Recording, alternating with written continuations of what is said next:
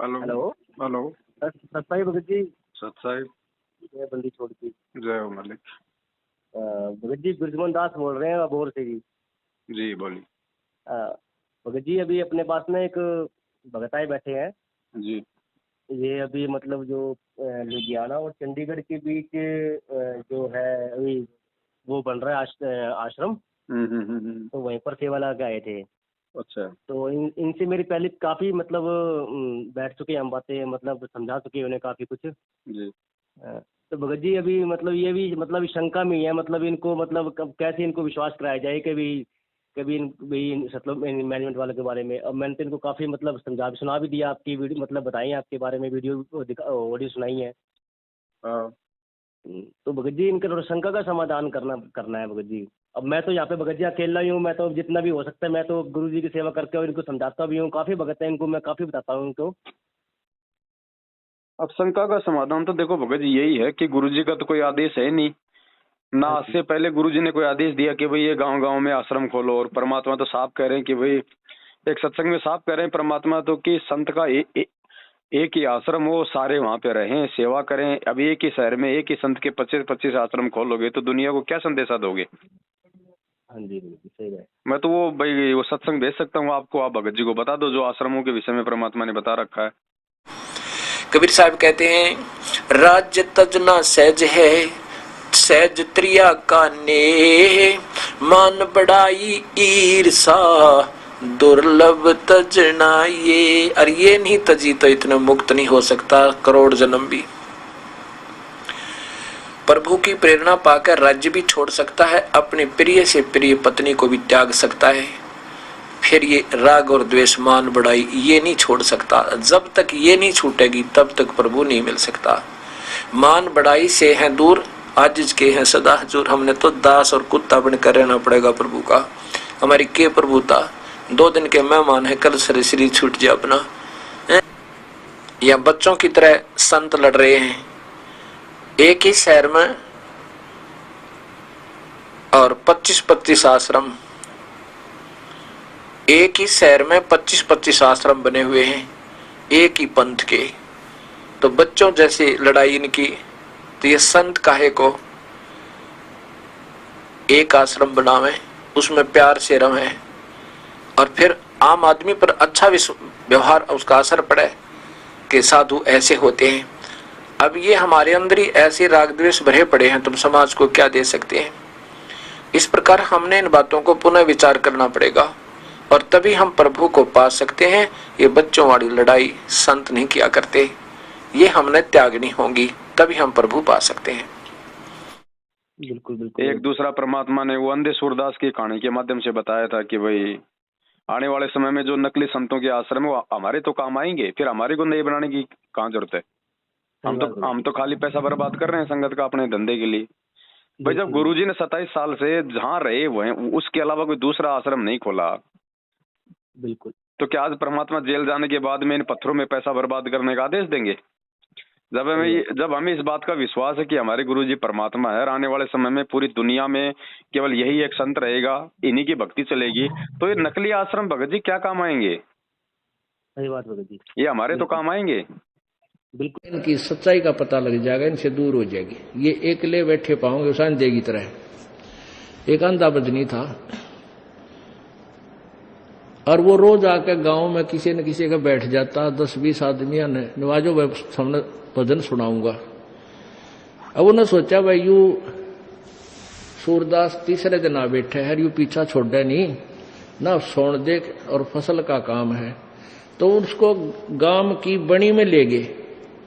सूरदास यहाँ तो आदमी आओगे, यहाँ ज्यादा आदमी आओगे बाहर के व्यक्ति, और यहाँ जगह थोड़ी है गांव के मैदान में, आपको चलो बाहर बनी में करना है अपना भजन। अगर भाई चलो फिर तो बहुत अच्छी बात। वहां जाके खड़ा कर दिया, वो एक रास्ता था, उस रास्ते के ऊपर एक मैदान से में खड़ा कर दिया अंधा, और 2-4 उसके साथ चले गए। उसने जब शब्द 5-4 भजन का इतने, हाँ क्या बात कही, हाँ क्या। फिर ने बोले हम नहीं बोलेंगे, तेरी बात में ज्ञान गणा आ गया, तू एकला लगा रही है। अका अच्छी बात। अब 1 दिन हो गए, 2 घंटे बोलते ने, वो गाने गावे। इतने में एक रास्ते चलता आदमी आ गया कोई रात में, वो कहने लगा, रे गाने वाले, ओ गाने वाले भाई, मैंने उस गांव में जाना, रास्ता बता। तो अंधा बोला, रे निकम्मे, यो देश बैठा है यहाँ पे, कितने आदमी बैठे, इतना मैं पाया रास्ता पूछने। वो बोला, तेरा फूफा बैठा है, कोई भी कोई ना, एकला बांडा खड़ा खड़ा। अरे कोई यहाँ पर कोई नहीं है, तू आप पर बांडन लाग रहा खड़ा खड़ा, कोई नहीं तेरे साथ। तब उसका समझ में आया, तेरा गजब हुई, तरीके तो धोखा हो गया भाई।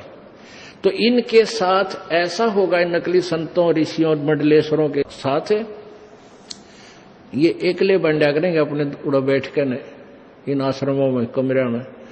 और वो दिन आएगा कि ये आश्रम ये भाग जाएंगे छोड़ के किता है, और वो आश्रम इन भक्ताएं का काम आएंगे जो पुण्यात्मा जिनने वो बनाया है, सच्चाई सच्चे ज्ञान से परिचित होकर ये तत्व ज्ञान उन्हीं आश्रमों में वे आप प्रचार करवाया करेंगे। अब वो उनका लगाया हुआ पैसा वहां पर इतना अब सदुपयोग हो सकेगा ना, तो भाड़ में झोंक दिया, कति पाप में हिस्सा कर दिया, जो आश्रम बनवा दिए नकली संतों के, नकली दवाई, नकली हॉस्पिटल, और मरवा दी जनता, यानी आत्माओं का विनाश करवा दिया। वो दान किया हुआ भी पाप में सहयोगी हुआ उनका। अब कुछ दिनों में ये पता चलेगा, जब देखना ये रोया करेंगे पुण्यात्मा अपने गए हुए जीवन को। तो ऐसे धर्मदास जी समर्पित थे। और बिल्कुल, लेकिन ये काल भगवान है ना भगत जी, इसने तो बखेड़ा करना है, ये वैसे तो सामने आता नहीं।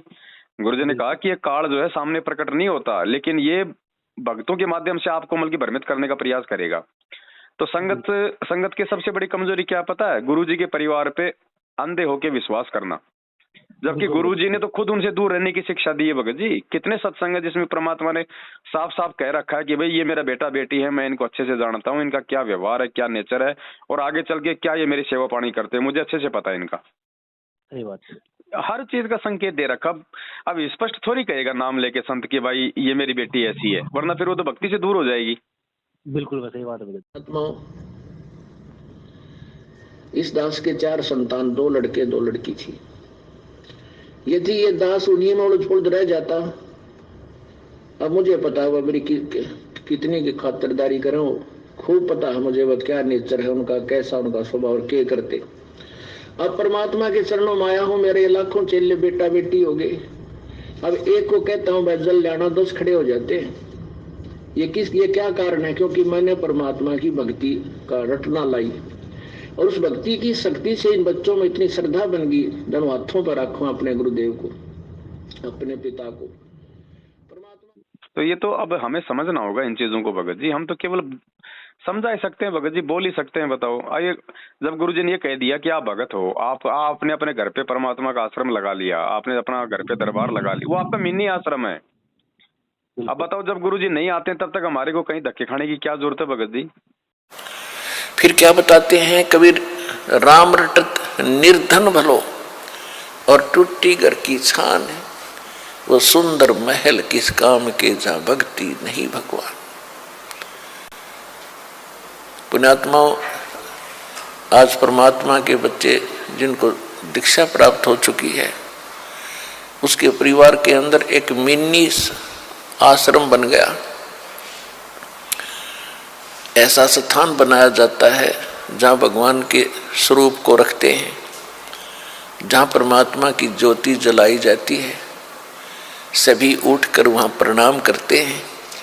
सुबह और शाम दोपहर को भगवान की चर्चा चलती है, रमैणी होती है, आरती होती है, सुबह के नित्यनेम होते हैं। फिर दिन में जब भी टाइम लगता है, कोई मंत्र कर रहा है, कोई सिमरन सतनाम का कर रहा है, तो कितना माहौल बदल गया ना। उसमें बकवाद बतलावा वो नो बोला, वो नो बोला, उसका नाश होगा, उनका ऐसे नुकसान होने वाला है, वो ऐसे गलती करते हैं। तो इस तरह की बकवादें बतला के उस परिवार, उस घर के अंदर हम ये कुविचार छोड़ देते थे। फिर वो कुविचार हमारे मस्तिष्क में टकराते रहते थे, हमें डिस्टर्ब रखते थे, शांति नहीं होने देते हैं। और जब परमात्मा की महिमा और अमृतवाणी जब स्टार्ट होती है तो कुविचार ऊपर चले जाते हैं और सुविचार उस घर में धीरे धीरे स्थापित होने लग जाते हैं। फिर घर में शांति शुरू हो जाती है। ये तरीका है। हमारे को सिर्फ एक मजदूरी के नाम पे वो लोग मतलब यूज कर रहे हैं और कुछ नहीं है इससे ज्यादा। उनको मजदूर चाहिए भगत जी, वो कोई भक्ति के लिए थोड़ी आश्रम खोल रहे हैं। अगर इनको अगर भक्ति का ज्ञान हो, परमात्मा का ज्ञान हो, तो ये गंदी राजनीति करेंगे क्या भगत जी? कभी आरक्षण में शामिल होना है, क्या है ये सब इन्होंने अपना धंधा खोल लिया, जगह जगह बांट लिया इन्होंने। जब भी कोई दिवस आता है, कोई बौद्ध दिवस आता है, कोई प्रगट दिवस आता है, तो पाठ रख दो, संगत को मैसेज डाल दो, लोगों को लूटो। अगर ये भाई सारे काम किसके पीछे हो रहे हैं? गुरु जी के भाई कर रहा है ना।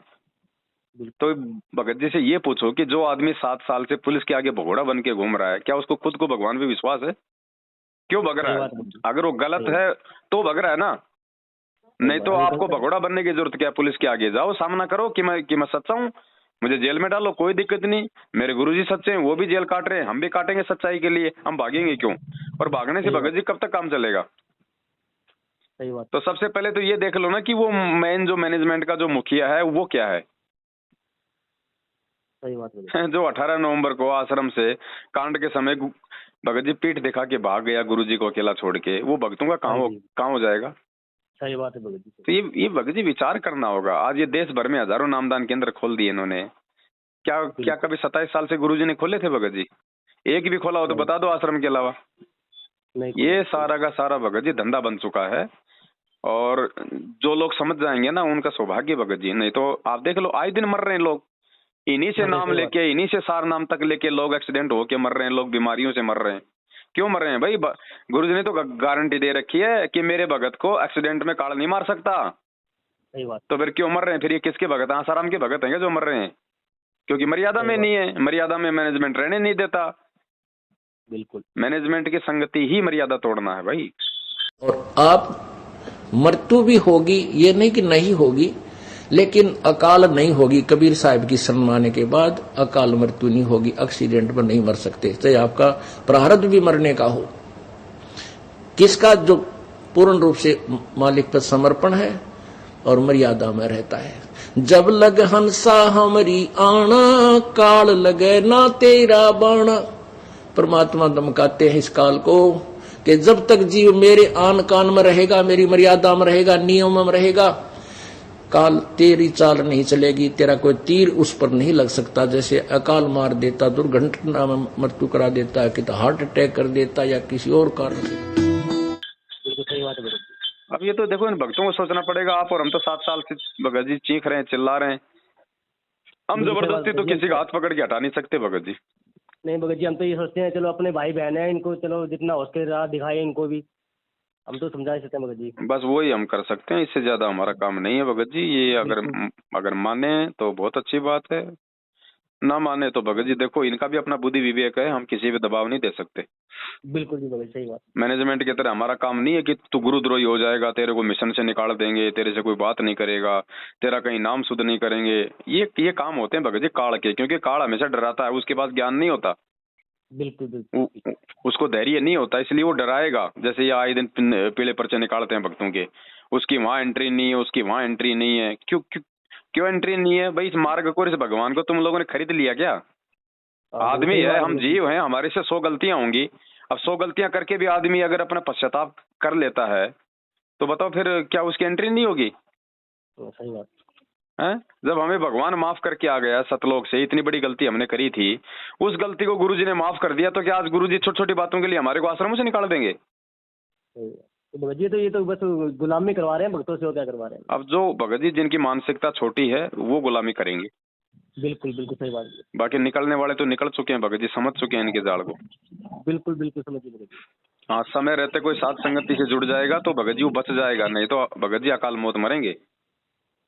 सही बात भगत जी। और आए दिन मर रहे, इस कोरोना में हजारों मर गए, क्यों नहीं बचाया परमात्मा ने? मर्यादा में तोड़ी भगत जी। सीधी बात है, तुझे काल बलि भरमाएगा, भाई बंधुओं को दान करवाएगा, है, और फिर वो गुरु वचन तुड़वाएगा, फिर तेरा केस पकड़ के ले जाएगा। बिल्कुल जी, वही हो रहा है भगत जी। ले जा रहा भाई, बिल्कुल ले जा रहा है। भाई को समझा दो, समझे तो अच्छी बात है, समझाना हमारा फर्ज है, जबरदस्ती मत करो।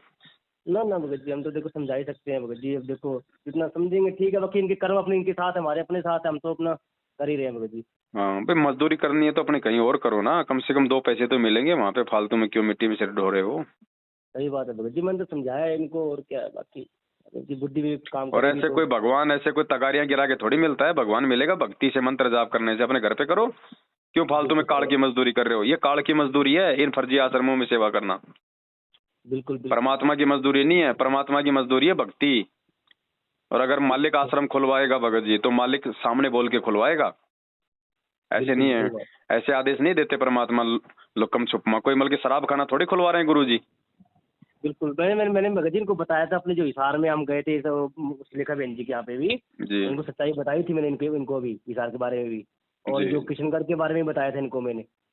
जी जी तो जी। अब इनको देखो, अब जितना इनका बुद्धि काम करेगी भगत जी, अब देखो इनको समझाएगा तो। हम तो अकेले भगत जी, बस मैं तो ये, अब मेरे आस पास जितने में जहाँ मैं रहता हूँ भगत जी, तो यहाँ पे ये मान लो कि मेरे यहाँ पे भी कम से कम 250-300-400-500 आदमी होगा जो मैनेजमेंट के साथ है। मैं तो फिर भी अकेला ही हूँ, मैं तो इतना सांग से जुड़ा हुआ हूँ। पर वो, हाँ, मेरे आस पड़ोस में बहुत लोग हैं। मैं भी मतलब दो, जैसे जैसे मेरे पास आते हैं, मैंने गुरु जी की फोटो लगा रखी है, अपने चक्की, मेरी चक्की लगा रखी है, चक्की में फोटो लगा रखी है मैंने। तो कोई भगत आके बैठ जाता है तो मैं तो भगत जी देखो, सच्चाई मैं तो बोल देता हूँ भगत जी, मैं तो डरता नहीं किसी से। डरना किसे भगत जी। हाँ बिल्कुल, देखो ज्यादा क्या है, अभी चला उठ के चला जाएगा, और तो कुछ करेगा नहीं। सही बात। चला जा। और मैं तो भगत जी खूब समझाता हूँ, बाकी भगत की बुद्धि पर काम करे तो भगत जी। सही बात भगत जी है। सब ठीक ठाक है भगत जी। हाँ जी, दया है परमात्मा की।